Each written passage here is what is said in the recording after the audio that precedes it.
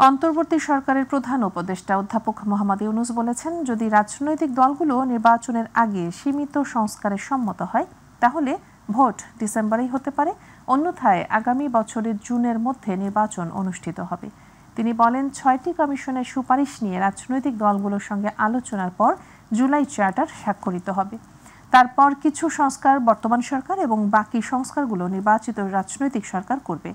বৃহস্পতিবার যুক্তরাষ্ট্রভিত্তিক মানবাধিকার সংস্থা রাইট টু ফ্রিডমের প্রেসিডেন্ট ও নির্বাহী পরিচালক সাবেক মার্কিন কূটনীতিক উইলিয়াম বি মিলাম এবং জন ডেলিনোভিচ রাজধানীতে রাষ্ট্রীয় অতিথি ভবন যমুনায় প্রধান উপদেষ্টার সঙ্গে সৌজন্য সাক্ষাতে এলে এসব কথা বলেন তিনি। বৈঠকে বাংলাদেশ যুক্তরাষ্ট্র সম্পর্ক, রোহিঙ্গা সংকট, মিয়ানমারের শরণার্থীদের জন্য কমে আসা আন্তর্জাতিক সহায়তা, আগের সরকারের সময় লুট হওয়া $1 বিলিয়ন উদ্ধারের প্রচেষ্টা, প্রধান উপদেষ্টা সার্ক পুনরুজ্জীবিত করার উদ্যোগ নিয়ে আলোচনা হয়।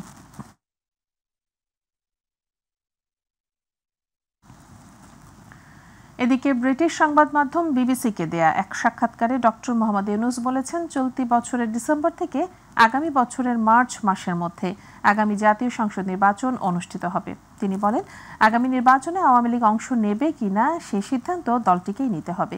এছাড়া নির্বাচনে কারা অংশগ্রহণ করবে তা নির্বাচন কমিশন সিদ্ধান্ত নেয় বলেও জানিয়েছেন নোবেলজয়ী এই অর্থনীতিবিদ। ব্রিটিশ সংবাদ মাধ্যম বিবিসিকে দেয়া এক সাক্ষাৎকারে তিনি এসব কথা জানিয়েছেন। অন্তর্বর্তী সরকার কত দ্রুত সংস্কার করতে পারে তার উপর নির্বাচনের এই সময়সীমা নির্ভর করছে বলেও জানান তিনি। কারণ অবাধ ও সুষ্ঠু নির্বাচনের জন্য এসব সংস্কারকে প্রয়োজনীয় বলে মনে করেন ডক্টর ইউনূস। আইন শৃঙ্খলা নিয়ে প্রশ্নের জবাবে তিনি বলেন, গত বছরের একই সময়ের সাথে তুলনা করলে দেখা যাবে আইন শৃঙ্খলা পরিস্থিতি ঠিক আছে। তবে অধ্যাপক ইউনূস বাংলাদেশের বর্তমান দুর্দশার জন্য আগের সরকারকে দায়ী করেন। When do you plan on having elections? I made it very clear that if reforms can be done as quickly as we wish, December will be a time that we will hold elections. That's 5 August গণ অভ্যুত্থান ছিল হাসিনার বিরুদ্ধে জনগণের ক্ষোভের বিস্ফোরণ, এমনটি মন্তব্য করেছেন বিএনপি মহাসচিব মির্জা ফখরুল ইসলাম আলমগীর। বিকেলে রাজধানীর একটি হোটেলে কূটনীতিকদের সম্মানে আয়োজিত বিএনপির ইফতার মাহফিলে তিনি এ মন্তব্য করেন। ইফতার পূর্ব সংক্ষিপ্ত বক্তব্যে বিএনপি মহাসচিব বলেন, বাংলাদেশ জাতীয়তাবাদী দল গণতন্ত্র, জবাবদিহিতা, আইনের শাসন, সুশাসন, ন্যায় বিচার এবং মানবতা সমুন্নত রাখার জন্য প্রতিশ্রুতিবদ্ধ। বিএনপি নিশ্চিত করতে চায় যে বাংলাদেশের রাজনৈতিক ভাগ্য কেবল তার জনগণই নির্ধারণ করবে। মির্জা ফখরুল আরও বলেন, বাংলাদেশের জনগণ ভয়, নিপীড়ন এবং রাজনৈতিক অনিশ্চয়তা মুক্ত একটি ভবিষ্যতের প্রত্যাশা করে। সামনের পথ স্পষ্ট এবং একটাই, একটি অবাধ ও সুষ্ঠু নির্বাচনের মাধ্যমে গণতন্ত্রের দ্রুত প্রত্যাবর্তন। The Bangladesh Nationalist Party remains committed to upholding democracy, accountability, rule of law, good governance, justice and human rights in light of the UN Charter. অন্তর্বর্তী সরকারের মধ্যে কিছু কিছু উপদেষ্টা রয়েছেন যারা বিএনপি বিদ্বেষী বলে মন্তব্য করছেন বিএনপি সিনিয়র যুগ্ম মহাসচিব রুহুল কবির রিজভী। মিরপুরে ঢাকা মহানগর উত্তর বিএনপি আয়োজিত ইফতার বিতরণ অনুষ্ঠানে তিনি এ মন্তব্য করেন। অন্তর্বর্তী সরকারের মধ্যে স্বৈরাচারের চিহ্ন যাতে দেখা না যায় এজন্য সরকারকে সতর্ক করে তিনি জনগণের ভোটাধিকার ফিরিয়ে দিতে দ্রুত নির্বাচন দেওয়ার দাবি জানান। কিসের ভয়ে অন্তর্বর্তী সরকার নির্বাচনের রোড ম্যাপ ঘোষণা করছে না এমন প্রশ্নও তোলেন রিজভী। আর ঢাকা মহানগর উত্তরের আহ্বায়ক আমিনুল হক দাবি করেন, স্বৈরাচারের পতন হলেও দেশ পরিপূর্ণভাবে স্বৈরাচার মুক্ত এখনো হয়নি। নির্বাচিত সরকার ছাড়া দেশকে স্বৈরাচার মুক্ত করা সম্ভব নয় বলেও জানান আমিনুল হক। মব কালচারের মাধ্যমে দেশে যারা বিশৃঙ্খলা সৃষ্টি করছে তাদেরকে দ্রুত আইনের আওতায় আনার দাবি জানান তিনি। জনগণের পক্ষ থেকে দাবি যে কবে অবাধ সুষ্ঠু নির্বাচন হবে, কিন্তু এই সরকার ওই ডেটটা দিতে নারাজ। বহুদিন বলার পর মাস বলেছেন ডিসেম্বর, কিন্তু সরকার তো তারিখও বলতে পারে যে অত তারিখ বা অত তারিখের মধ্যে। কেন বলেন? কিসের ভয়? সংস্কার করবেন, সংস্কার তো চলমান প্রক্রিয়া। একটি কল্যাণধর্মী রাষ্ট্র তৈরি করতে চায় জামায়াত ইসলামী। জাতি সুযোগ দিলে সেটি সম্ভব বলে জানিয়েছেন জামায়াতের নায়েবে আমির ডাক্তার আব্দুল্লাহ মোহাম্মদ তাহের। কল্যাণমূলক রাষ্ট্র গড়তে ব্যক্তি ও সমাজ জীবনকে সিয়ামের শিক্ষায় গড়ে তোলার আহ্বান জানান জামায়াতে ইসলামী সেক্রেটারি জেনারেল অধ্যাপক মিয়া গোলাম পরোয়ার। রাজধানীতে আলাদা অনুষ্ঠানে তারা এসব কথা জানান। এস এম আরিফের রিপোর্ট। জাতীয় প্রেস ক্লাবে বরিশাল জেলা ফোরামের এই ইফতার মাহফিল। আগামী দিনের ভবিষ্যৎ গড়ার জন্য বাংলাদেশের নেতা ডাক্তার শফিকুর রহমানের নেতৃত্বে বাংলাদেশকে গড়ে তোলার জন্য বরিশাল এগিয়ে যাবে, এই প্রত্যয় নিয়ে আমরা এগিয়ে যেতে চাই ইনশাআল্লাহ। অনুষ্ঠানে প্রধান অতিথির বক্তব্যে জামায়াতে ইসলামীর সেক্রেটারি জেনারেল অধ্যাপক মিয়া গোলাম পরোয়ার জানান, কল্যাণমূলক রাষ্ট্র গঠনে ব্যক্তি ও সমাজ জীবনকে সিয়ামের শিক্ষায় গড়ে তুলতে হবে। একজন রাষ্ট্রপতি, একজন প্রধানমন্ত্রী, চেয়ারম্যান, মন্ত্রী, এমপি, একজন নাগরিকের অন্তরে যদি খোদার ভয় থাকে, দুনিয়ার কেউ দেখুক আর না দেখুক আমি কি অন্যায় করছি, আল্লাহ আমাকে দেখছেন, এই তাকওয়ার অনুভূতি থাকলে সেই সমাজে, সেই রাষ্ট্রে শান্তি বিরাজ করে, অপরাধ দূর হয়ে যায়। এদিকে ইস্কাটনের লেডিস ক্লাবে জামায়াতে ইসলামী ঢাকা মহানগরী দক্ষিণের উদ্যোগে সাংবাদিকদের সম্মানে ইফতার মাহফিল অনুষ্ঠিত হয়। প্রধান অতিথির বক্তব্যে জামায়াতের নায়েবে আমির ডাক্তার আব্দুল্লাহ মোহাম্মদ তাহের জানান, জাতি সুযোগ দিলে কল্যাণধর্মী রাষ্ট্র গঠন সম্ভব। কল্যাণধর্মী একটি রাষ্ট্র করতে চায় এবং একটা হারমোনিয়াস সোসাইটি গড়ে তুলতে চায়, একটা education learning based environment culture তৈরি করতে চায়। আমরা যদি সেই সুযোগ পাই, জাতি যদি আমাদেরকে সেই সুযোগ দেয়, তাহলে আমরা একটি সমৃদ্ধ নতুন বাংলাদেশ গড়তে সক্ষম হব ইনশাআল্লাহ। কাঙ্ক্ষিত বাংলাদেশ বিনির্মাণে ঐক্যবদ্ধভাবে সত্য অনুসন্ধানে সাংবাদিকদের প্রতি আহ্বান জানান জামায়াতের এই কেন্দ্রীয় নেতা। আসুন সত্যের সংগ্রাম আমরা একাত্ম হই। SM আরিফ, মাই টিভি, ঢাকা। অন্তর্বর্তী সরকার জননিরাপত্তা শতভাগ নিশ্চিত করতে পারেনি, ফলে চলতি বছর নির্বাচন আয়োজন কঠিন হবে বলে মন্তব্য করেছেন জাতীয় নাগরিক পার্টির আহ্বায়ক নাজিদ ইসলাম। বার্তা সংস্থা রয়টার্সকে দেয়া এক সাক্ষাৎকারে একথা বলেন তিনি। বৃহস্পতিবার রয়টার্স প্রতিবেদনটি প্রকাশ করে নাহিদ ইসলাম বলেন, স্বল্পমেয়াদী সংস্কারের মাধ্যমে পুলিশের কার্যক্রম স্বাভাবিক ও আইন শৃঙ্খলা পরিস্থিতির পুরোপুরি উন্নতি হবে বলে আশা ছিল। তবে পরিস্থিতি কিছুটা উন্নতি হলেও তা প্রত্যাশা অনুযায়ী হয়নি। বিরাজমান পরিস্থিতিতে জাতীয় নির্বাচন আয়োজন সম্ভব হবে বলে মনে হচ্ছে না। তিনি আরও বলেন, যখনই অনুষ্ঠিত হোক নির্বাচনের জন্য প্রস্তুত জাতীয় নাগরিক পার্টি। তবে নির্বাচন অনুষ্ঠানের আগে জুলাই বিপ্লবের ঘোষণাপত্রের ওপর ঐক্যমত্যে পৌঁছানো অত্যন্ত গুরুত্বপূর্ণ। এ দলিলটি জনগণের আকাঙ্ক্ষা প্রতিফলন করা ও আন্দোলনে নিহত 1000 জনের প্রতি শ্রদ্ধা জানানোর উদ্দেশ্যে তৈরি করা হয়েছে। জাতীয় পরিচয়পত্র সংক্রান্ত সেবা কার্যক্রম নির্বাচন কমিশন থেকে সরিয়ে নেয়ার যে পরিকল্পনা হচ্ছে তা রুখে দিতে কঠোর পথে হাঁটতে চায় Bangladesh election commission officers association. তারা এ বিষয়ে দিনভর প্রধান নির্বাচন কমিশনারের দপ্তরের সামনে জড়ো হয়ে অবস্থান কর্মসূচি পালন করেন। আগামী বুধবারের মধ্যে এ সংক্রান্ত বিষয়ে দৃশ্যমান পদক্ষেপের আশ্বাস দিয়েছেন সিইসি। তিনি বলেছেন, সরকার থেকে এমন কোনো সিদ্ধান্ত নেওয়া হবে না যা সামনের জাতীয় নির্বাচনে ব্যাঘাত সৃষ্টি করতে পারে। বিস্তারিত জানাচ্ছেন আবু সাইদ অপু। জাতীয় পরিচয়পত্র এনআইডি কার্যক্রম স্থানান্তর করা হলে সব ধরনের সেবা বন্ধের হুঁশিয়ারি দিয়েছেন নির্বাচন কমিশন সচিবালয়ের কর্মকর্তারা। এনআইডি কর্মযোগ্য নিয়ে দিনভর চলে তুলকালাম কাণ্ড।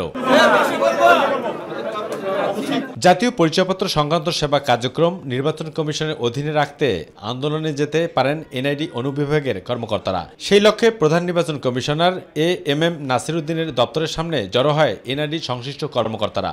দিতে থাকেন স্লোগান।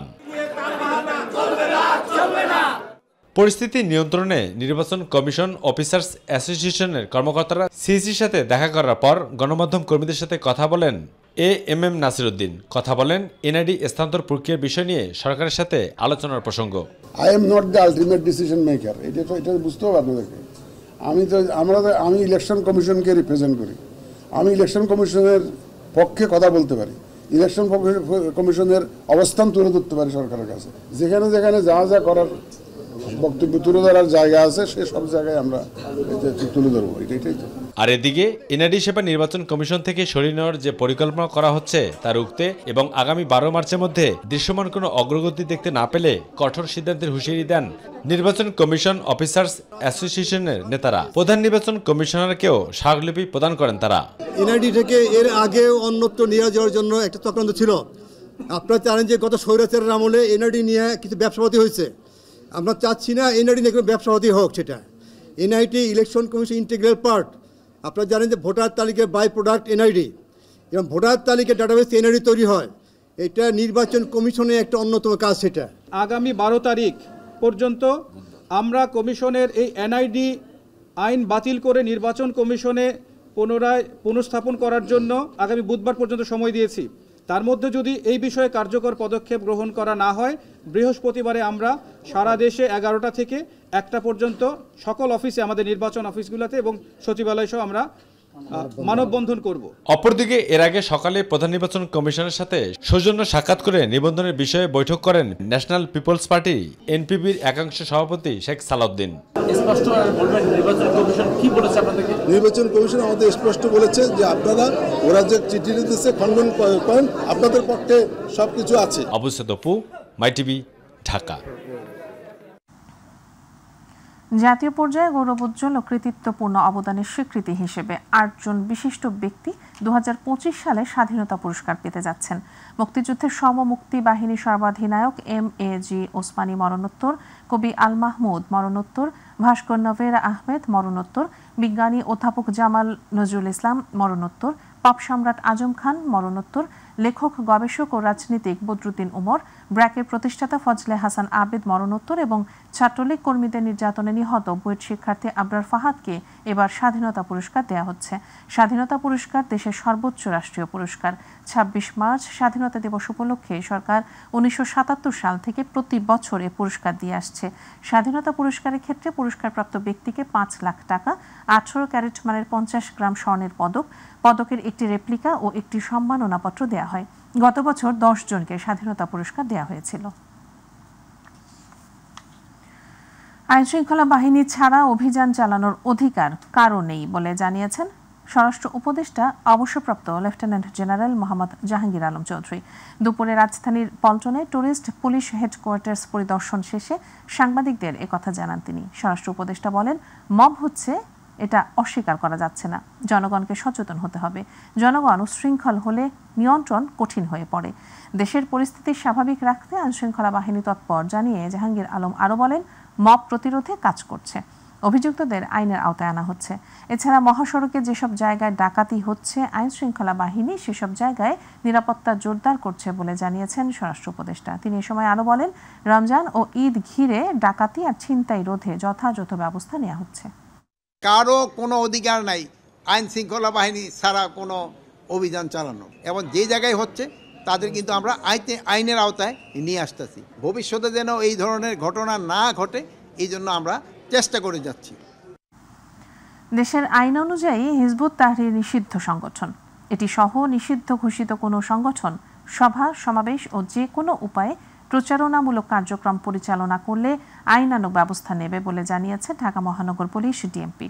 আজ বৃহস্পতিবার ডিএমপির মিডিয়া উইং থেকে পাঠানো এক সংবাদ বিজ্ঞপ্তিতে এর কথা জানানো হয়। বিজ্ঞপ্তিতে বলা হয়, জননিরাপত্তার প্রতি হুমকি বিবেচনায় 2009 সালের 22 অক্টোবর বাংলাদেশ সরকার কর্তৃক হিজবুত তাহরিরকে নিষিদ্ধ ঘোষণা করা হয়।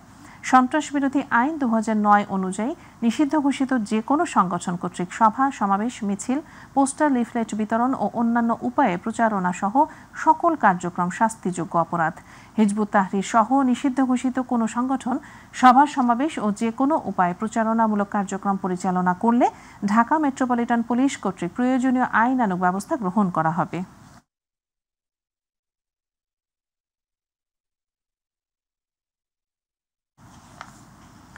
সিঙ্গাপুরে অর্থ পাচারের অভিযোগে দায়ের করা মামলায় বিএনপির ভারপ্রাপ্ত চেয়ারম্যান তারেক রহমান ও ব্যবসায়ী গিয়াসউদ্দিন আল মামুনকে 7 বছরের দণ্ড থেকে খালাস দিয়েছেন আপিল বিভাগ।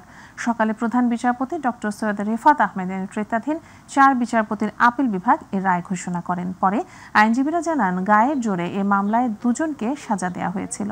এ মামলার রায়ে ঢাকা তৃতীয় বিশেষ জজ মোহাম্মদ মোতাহার হোসেন 2013 সালের 17 নভেম্বর তারেককে বেকসুর খালাস দিয়েছিলেন।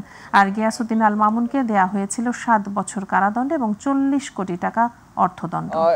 প্রিজাইডেড বাই অনারেবল চিফ জাস্টিস, এবং উনি আমাদেরকে নির্দোষ সাব্যস্তে গিয়াসউদ্দিন আল মামুন সাহেবকে এই মামলায় খালাস দিয়েছেন। আর তারেক রহমান সাহেব যদিও এই মামলায় আপিল করতে পারেননি, তারা আমাদের এই কন্টেনশনটা অ্যাকসেপ্ট করেছেন এবং তারেক রহমান সাহেবও এই রায়ের বেনিফিট পাবেন। অর্থাৎ আমরা বলতে পারি যে উনিও এই মামলায় নির্দোষ সাব্যস্তে খালাস হয়েছেন। বৈষম্য বিরোধী ছাত্র আন্দোলনের সময় ঢাকার আশুলিয়ায় রিয়াজুল ইসলামকে গুলি করে হত্যার মামলায় ঢাকা ২০ আসনের সাবেক সংসদ সদস্য এম এ মালেককে 4 দিনের রিমান্ড মঞ্জুর করেছেন আদালত। বৃহস্পতিবার ঢাকার senior judicial magistrate Mohammad Tajul Islam সোহাগের আদালত শুনানি শেষে রিমান্ডের এই আদেশ দেন। এর আগে মামলার তদন্ত কর্মকর্তা আশুলিয়া থানার উপপরিদর্শক ওমর ফারুক তার 7 দিনের রিমান্ড চেয়ে আবেদন করেন। রাষ্ট্রপক্ষের আইনজীবী এম এ কালাম খান জানান, রিয়াজুল হত্যাকাণ্ডে প্রত্যক্ষ মদত রয়েছে এম এ মালেকের।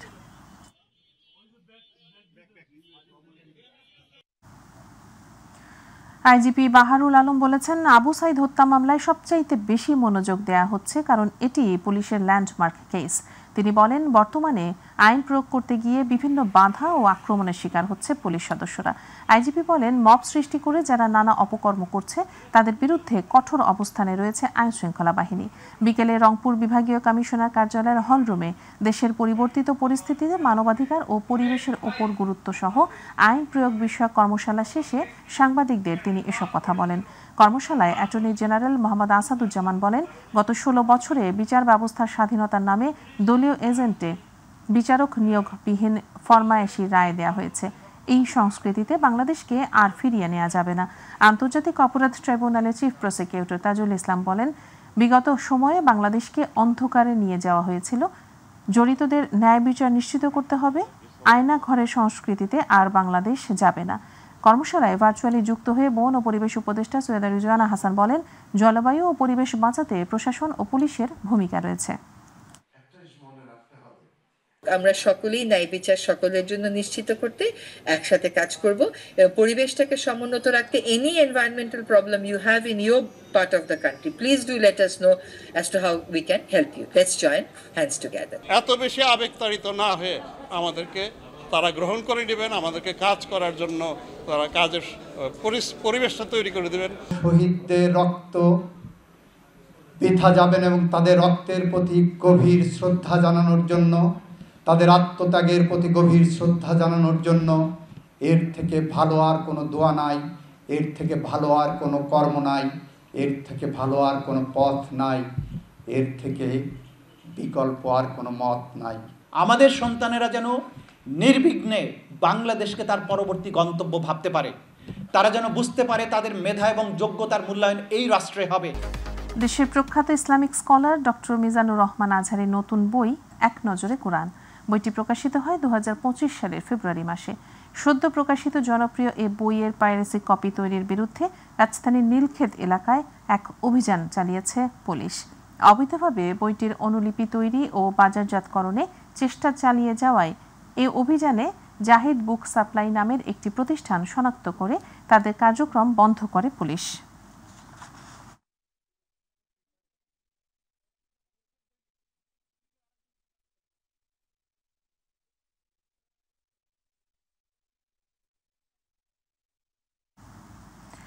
আসন্ন ঈদে নৌপথের কোনো যানবাহন অতিরিক্ত ভাড়া আদায় করলে রুট পারমিট বাতিল করে দেয়া হবে বলে জানিয়েছেন নৌ পরিবহন উপদেষ্টা অবসরপ্রাপ্ত brigadier general M Sakhawat Hossain. সচিবালয়ে আসন্ন ঈদে নৌপথে নিরাপত্তা সংক্রান্ত বৈঠক শেষে সাংবাদিকদের একথা জানান তিনি। যাত্রীদের যাতায়াতের সুবিধার্থে 15 রমজানের পর থেকে গুলিস্তান থেকে সদরঘাট পর্যন্ত রাস্তা যানজট মুক্ত রাখারও কড়া নির্দেশনা দেওয়া হয়েছে। এসব তদারকি করতে নৌ পুলিশের পাশাপাশি নৌবাহিনীর সদস্যদেরকেও নির্দেশ দেওয়া হয়েছে বলে জানান তিনি। 15 রমজানের পর থেকে রাতের বেলায় বাল্কহেড ও স্পিড বোট চলাচল বন্ধ থাকবে বলেও জানান উপদেষ্টা সাখাওয়াত হোসেন। ওই নির্ধারিত ভাড়া ঈদের দিন বা ঈদের এই 15 তারিখ থেকে নির্ধারিত ভাড়া হবে, ওটা ওনারা আজকের থেকে বা কালকের থেকে টাঙিয়ে রাখবেন যাতে যাত্রীরা দেখতে পারে। অতিরিক্ত যাত্রী বহন করতে পারবেন না। অতিরিক্ত যাত্রী বহন করলে আমাদের ইন্সপেক্টর থাকবে, শুধু সদরঘাটে না, রাস্তায় কোনো যদি নেন কোনো লঞ্চ মালিকেরা বা জাহাজ মালিকেরা, সেটার জন্য কোস্টগার্ডকে বলা হয়েছে। আসন্ন পবিত্র ঈদ উল ফিতর উপলক্ষে বাংলাদেশ রেলওয়ের আন্তনগর ট্রেনের অগ্রিম টিকিট অনলাইনে বিক্রি শুরু হবে 14 মার্চ থেকে। টানা 7 দিন চলবে আগাম টিকিট বিক্রি কার্যক্রম। এবারও সব আগাম টিকিট বিক্রি হবে অনলাইনে। কাউন্টারে কোনো আগাম টিকিট বিক্রি হবে না। বাংলাদেশ রেলওয়ের মহাপরিচালক মোহাম্মদ আফজাল হোসেন জানান, এবার ঈদ উপলক্ষে মোট 5 জোড়া ঈদ স্পেশাল ট্রেন চলবে আর ঈদ যাত্রা শুরু হবে 24 মার্চ থেকে। ঈদে বেশ কয়েকটি রুটে বিশেষ ট্রেন চালানো হতে পারে, তবে কয়টি বিশেষ ট্রেন চলবে তা এখনও চূড়ান্ত হয়নি। যাত্রী চাহিদা অনুযায়ী রুট চূড়ান্ত করা হবে। ঈদ যাত্রায় এবার প্রতিদিন ঢাকা থেকে 35,315টি অগ্রিম টিকিট বিক্রি করা হবে। কুষ্টিয়ায় শহীদ আবরার ফাহাদ স্টেডিয়াম উদ্বোধন করেছেন যুব ও ক্রীড়া মন্ত্রণালয়ের উপদেষ্টা আসিফ মাহমুদ সজীব ভূঁইয়া ও আবরার ফাহাদের পিতা বরকতুল্লাহ। দুপুরে কুষ্টিয়া জেলা স্টেডিয়ামে এসে আনুষ্ঠানিকভাবে শহীদ আবরার ফাহাদ স্টেডিয়ামের উদ্বোধন করেন তারা। এ সময় যুব ও ক্রীড়া মন্ত্রণালয়ের উপদেষ্টা আসিফ মাহমুদ সজীব ভূঁইয়া বলেন, আবরার ফাহাদ শুধু একটি নাম নয়, আবরার ফাহাদ হচ্ছেন আগ্রাসন বিরোধী সংগ্রামের চেইন। কুষ্টিয়ার জেলা প্রশাসক তৌফিকুর রহমানের সভাপতিত্বে অনুষ্ঠানে উপস্থিত ছিলেন যুব ও ক্রীড়া মন্ত্রণালয়ের সচিব রেজাউল মাকসুদ জাহেদি, যুগ্ম সচিব আমিনুল ইসলাম। এর আগে সকালে কুমারখালীর কয়া গ্রামে আবরার ফাহাদের কবর জিয়ারত করেন আসিফ মাহমুদ সজীব ভূঁইয়া। পরে সেখানে আবরার ফাহাদের নামে নির্মিত মসজিদে সংস্কার কাজের উদ্বোধন করেন তিনি। ভবিষ্যৎ প্রজন্মের কাছে পরিচয় করে দেওয়ার জন্যই হয়তো আজকের এই স্টেডিয়ামের নামকরণ তারা করেছেন। আবরার ফাহাদের যে হত্যাকাণ্ড, সে যে বিচারের যে প্রক্রিয়া, সেই প্রক্রিয়াকে দ্রুত সময়ের মধ্যে বাস্তবায়নের জন্য ইতিমধ্যে আমরা এই বিষয়টি ক্যাবিনেটেও উঠেছে। কাতারে আকাশ মিডিয়া ভবনের উদ্যোগে ইফতার, দোয়া মাহফিল ও ইফতার উপহার সামগ্রী বিতরণ করা হয়েছে। কাতার প্রতিনিধি নাহিদ ইসলাম জানান, স্থানীয় ঘরোয়া রেস্টুরেন্টের আয়োজিত অনুষ্ঠানে প্রধান অতিথি ছিলেন কাতারে নিযুক্ত বাংলাদেশের রাষ্ট্রদূত নজরুল ইসলাম। অনুষ্ঠানে সভাপতিত্ব করেন সংগঠনের উপদেষ্টা কাজী আরিফুল ইসলাম। বিশেষ অতিথি ছিলেন আবু বকর সিদ্দিক। ইফতার উপহার সামগ্রী বিতরণ অনুষ্ঠানে স্বাগত বক্তব্য রাখেন আকাশ মিডিয়া ভবনের পরিচালক EM আকাশ। সাংবাদিক ইউসুফ পাটোয়ারি লিঙ্কনের পরিচালনায় বক্তব্য রাখেন সাংবাদিক আকবর হোসেন বাচ্চু। ইফতার উপহার সামগ্রী বিতরণ শেষে আগত অতিথি ও অনুষ্ঠানের কলা কুশলীরা সকলে একসাথে ইফতারে যোগদান করেন। পরে দোয়া ও মোনাজাত পরিচালনা করেন মাওলানা কাউসার।